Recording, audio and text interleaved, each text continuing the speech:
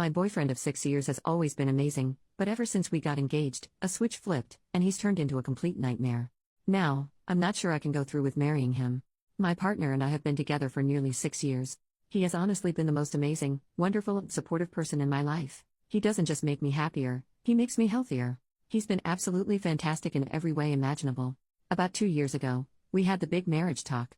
We were both honest about what we wanted. He admitted that getting married made him so nervous. He has literally never seen a successful marriage. Every marriage he's ever witnessed has either ended in disastrous divorce or very sad premature death. I said I would stay with him whatever he chose, but there are some things I wouldn't do unless we were married.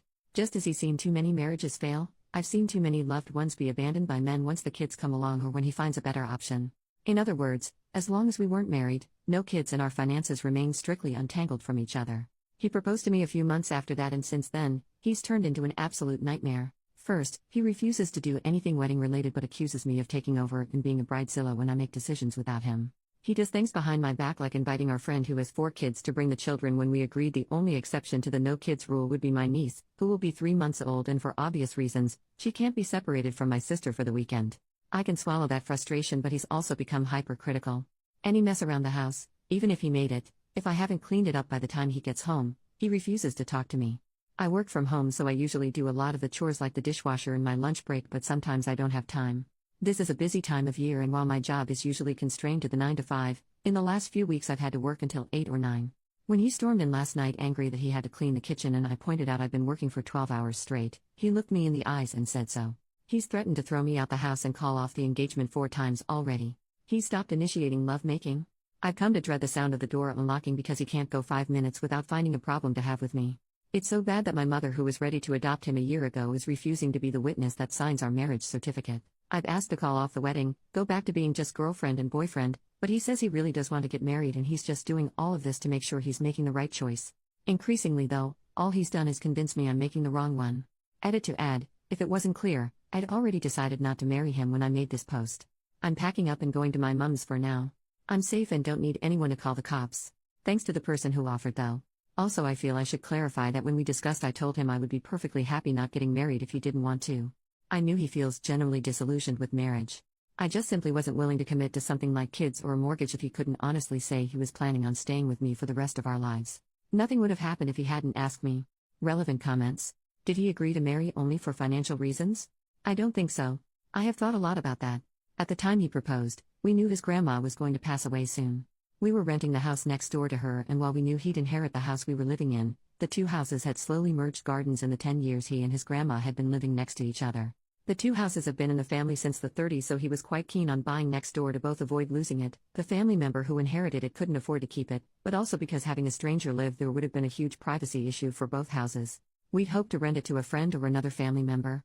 He does earn a lot more than me, but he's self-employed, so the banks are quite wary of loaning to him. I work in a university which the banks consider a safe professional job, so getting credit and loans would have been much easier if he'd been married to me. Thinking back on it, I wonder if he asked me not because it was something he wanted per se, but just something that made sense. We'd been together for a while, so it made sense to keep moving forward. It made financial sense, and his family liked me. I'm not a perfect partner or person, but weighing it all up, marrying me had lots of factual advantages for him. I even have dual American citizenship, and he'd always dreamed of moving to America one day. Update 2.5 weeks later. Sorry for the wait, folks. I've had a lot to do. This has honestly been one of the hardest things I've ever had to do. I'm back in with my parents, which is awful. I hate it. I feel like a teenager again. They're being very supportive, and I'm grateful I had somewhere to go, but the house is so damn loud, and I forgot what it was like. I'm trying to find an affordable apartment, but it's London, so that feels like a bit of a pipe dream. To top it all off, canceling a wedding a month before is expensive. Only the celebrant and the photographer have accepted refunds. Every other vendor has been paid in full, and that's money just flushed down the toilet. It's been exhausting. Before this, I was in a pretty great financial situation. I had savings and a plan and a house and a financially stable partner. Now I have less than a tenth of my savings, nowhere to live, and no real prospect for the future. It's not easy processing losing him, not easy at all.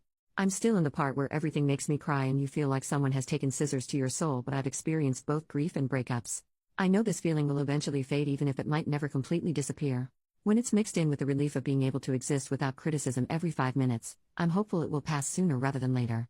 But I have no experience for this kind of existential fear of being alone, not having the family I've wanted for so long, not knowing what's next, actually trying to date someone.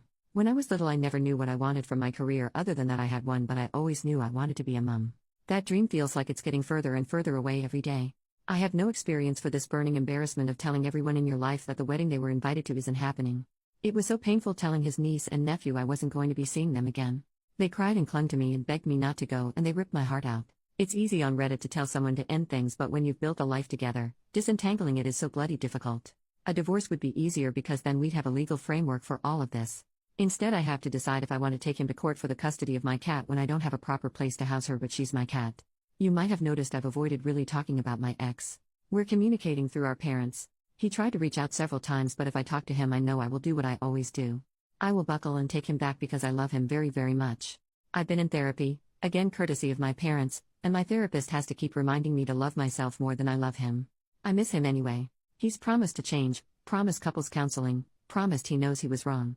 But he also hasn't said the word sorry yet. Such a small word, and yet so telling. He's been generally pretty accommodating to me.